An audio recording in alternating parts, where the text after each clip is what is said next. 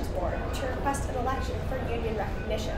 And what that means in layman's terms is that the university would be required to chat with us and chat about working conditions, and we would be able to air our grievances and hopefully improve working conditions amongst the graduate students.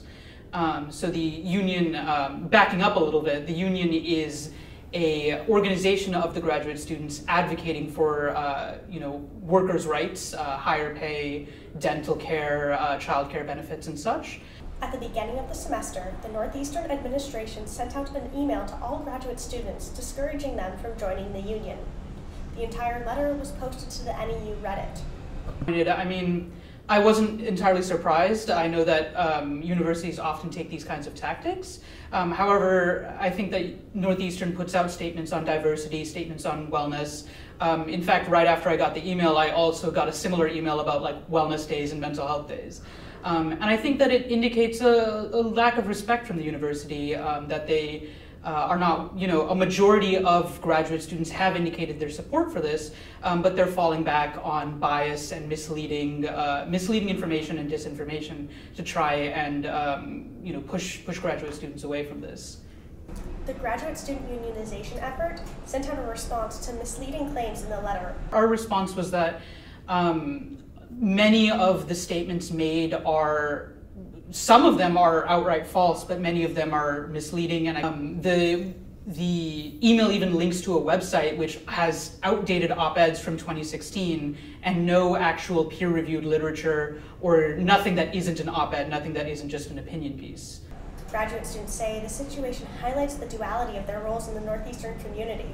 I think this is a further realization that grad students have a dual purpose, or sorry, not a dual purpose, but a dual role, where graduate students are students who do research and who look at papers and such with a professor, but they are also employees. And the flip side of that is that Northeastern is both an academic institution, but also a corporation that sees graduate students as employees.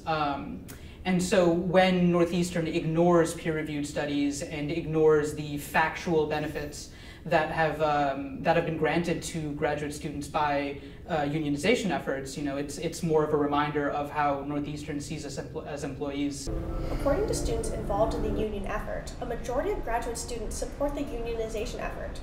They say to see the positive potential of unionization, students should look to other schools that have unionized. The union busting email that was sent out by the university says a lot of things that may happen, but it ignores the reality of what has actually happened with previous unionization efforts. Previous unionization efforts have been massively positive, and don't take my word for it. Look at the statements made by students at NYU, Harvard, MIT. I'm not going to go down the list again, but other universities have received bumps in pay, larger healthcare benefits, or broader coverage in their healthcare benefits. They've received protection from abuse, more clarity in their working conditions and working hours. For example, more clarity in how much a professor can ask you to work.